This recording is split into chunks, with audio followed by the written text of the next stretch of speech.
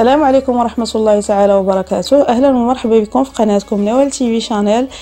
عواشركم بروكا بالصحة والسلامة إن شاء الله. اليوم أقترح عليكم وصفة ديال كنافة بالجبن، كنافة عائلية كتجي لذيذة سهلة في التحضير وسريعة.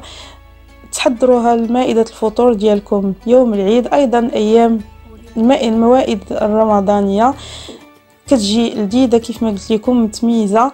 بقاو معايا باش تعرفوا على المقادير وطريقه التحضير وفرجه ممتعه. بسم الله على بركه الله. غنحتاج لتحضير الكنافه.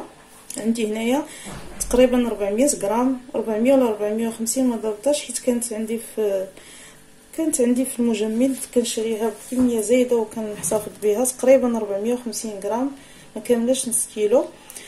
الا استعملنا نص كيلو ديال الكنافه ديجا قلتها لكم في الكنافه العائليه اللي كنت حضرت معكم. الكنافه كنديروا نص الكميه ديالها دهن. ديروا يا اما تستعملوا الزبده بوحديتها يا اما تستعملوا خليط ديال الزيت والزبده. الا طيبوها انا اللي كنحضرها زعما كتستهلك في نفس النهار، كيعجبني ندير ليها الزبده. الا غتبقى عندكم طول شويه ديروا الخليط بين الزيت والزبده. استعملنا مثلا 500 غرام، غنستعملوا 250 غرام ديال الدهون. الزبده غتذوبوها تتولي بغنوازيط بحال هكا وغتستعملوها.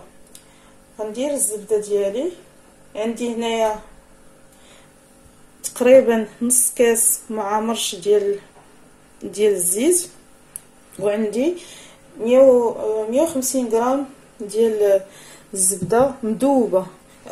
استعملت 200 غرام. من بعد ما كندوبها كنوزنها كنلقى مشات مع داك السوائل اللي في الزبده. فاش تبخرت بقات ليا 100 غرام. اذا 150 غرام زبده بوغ نوازيط، كانت في الاصل 200 غرام ديال الزبده، والزيت تقريبا 100 غرام، نص كاس ديال الزيت مع مرش. غنضيف ليها 3 المعالق تقريبا ديال السكر كلاصي، كيعطيها اللون، كيخليها تجينا محمره. الكوك كيسبق لي استعملت معكم هذه الاضافه كنديرها انا، كتجي هذيك الكنافه عندنا بحال اللي مرمله، كيلذذها 2 معالق ديال الكوك او جوز الهند، و2 معالق ممكن تستغنوا عليها، تكتفيو غير بالدهن الزيت والزبده. غير الا درتو هذه كونوا اكيدين غادي تعجبكم. بحال كيسبق لي وشاركتها معكم فاش يلاه بديت في القناه، وطبقوها متتبعات وعجباتهم. غادا نلبس مزيان هاد الكنافه بالدهون وبهاد الكوك والسكر كلاصي. غنبقى نحلها مزيان. ديجا انا حليتها مزيان. كتعرفوا كتكون مجموعه هاد الخيوط ديالها كيكونوا مجموعين. وريتكم في فيديوهات سابقه كيفاش كنحلوها، يا اما بيدينا بحال هكا كنشدو كنبقاو نفكوها بحال اللي كنفكو الصوف، اولا كنديرها في الخلاط كيوريتكم هذاك الطحان وكنديرها فيه. من بعد ما لبست الكنافه ديالي مزيان بالزيت والزبده والسكر، غنجيبها نفرقها في هذا المول اللي كيطلع عليه القاعده ديالو باش يسهل عليا نديمو ليها من فاش طيب. نفرقها مزيان بحال هكا. الا لقيت شي شعيرات باقيين مجموعين نفرقهم.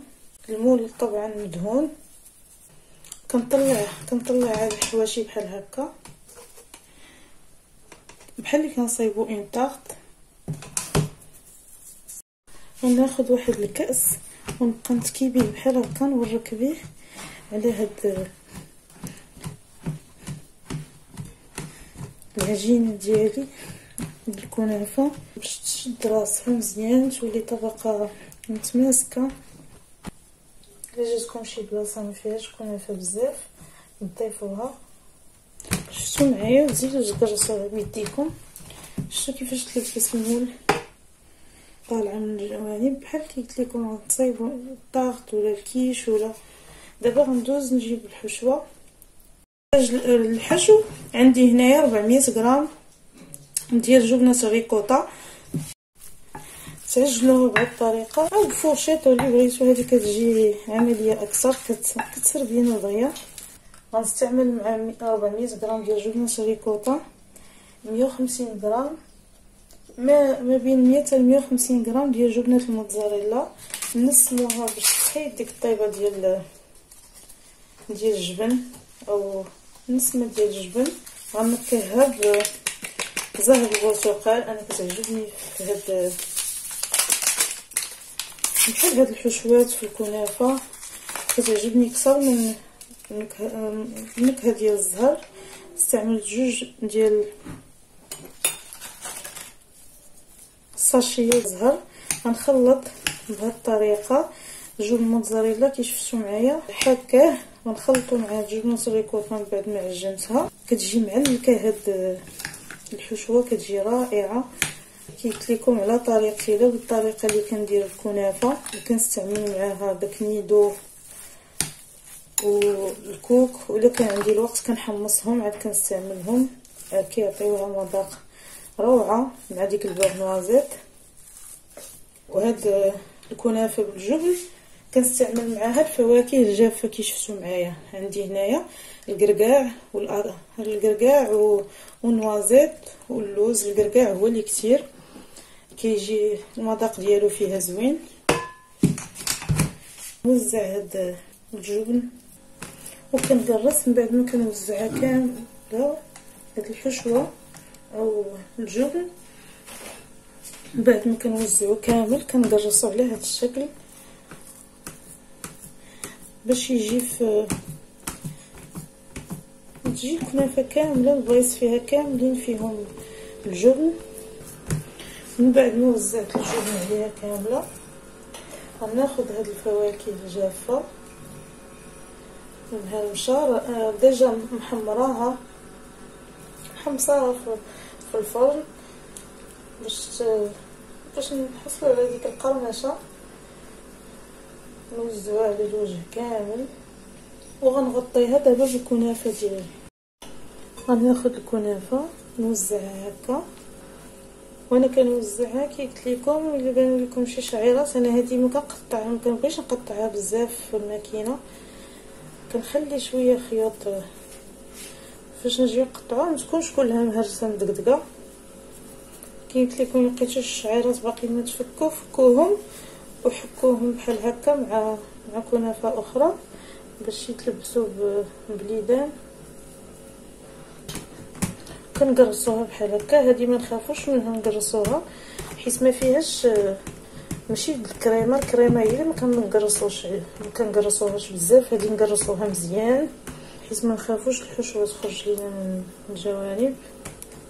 شحال ما قرصناها كيجي الشكل ديالها متناسق، كيجي جميل. ودابا غندخلها للفرن اللي مسخن من قبل على درجه حراره 180.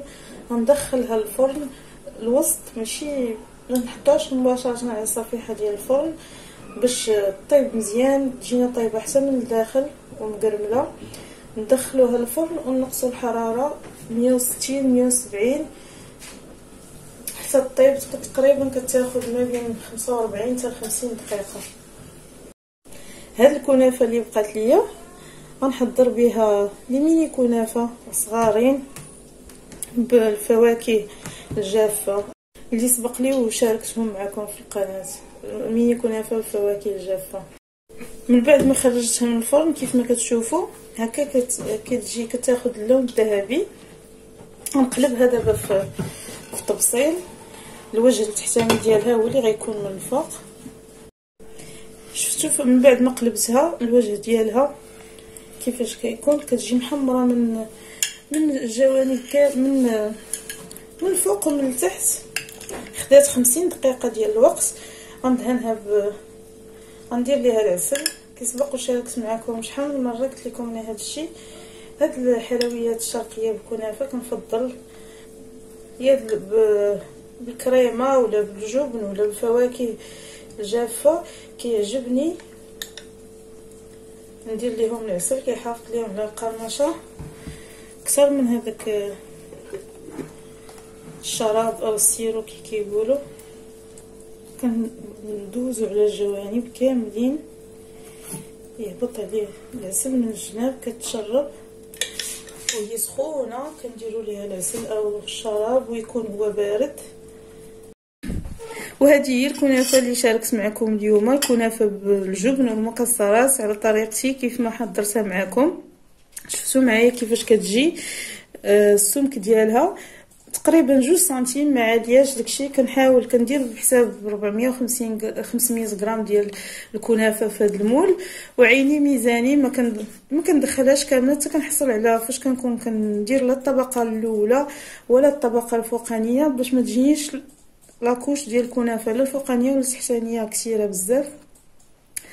سقيتها بالعسل كيف ما قلت لكم. اون فوا خرجت من الفران وهي سخونه زينتها ببيستاش وشويه الورد باش يعطيها منظر زوين. نتمنى ان شاء الله تجربوها بطريقتي. بسم الله نقطعها معكم، اكيد غادي تعجبكم ان شاء الله. تحضروها لضيافكم، ولات كتقدم كديسير.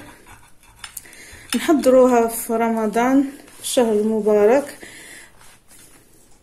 انا كنفضلها هي على مثلا الشباكيه ولا شتو. حضرت معكم بزاف الانواع ديال الكنافه، لا المالحه ولا هذه الحلوه بالكريمه بالفواكه الجافه بالمكسرات. شفتوا معايا كي كتجي. ما تجبدش الفرomage حيت انا خليتها بردت شويه. طبقه ديال الفرomage وديال الفواكه الجافه كي كتبان ومقرمشه. سمعتوا معايا؟ واخا بردت شويه باقا كتحافظ على القرمشه ديالها. نتمنى كي قلت لكم تجربوها، وما تنسونيش بالدعاء الى عجباتكم، وتبارطاجيوها في مواقع التواصل الاجتماعي مع الاصدقاء والعائله. وما تنسونيش بالدعاء في هذا الشهر المبارك وبالتعاليق ديالكم اللي كيشجعوني. والى فيديو مقبل ان شاء الله. استودعكم الله الذي لا تضيع ودائعه.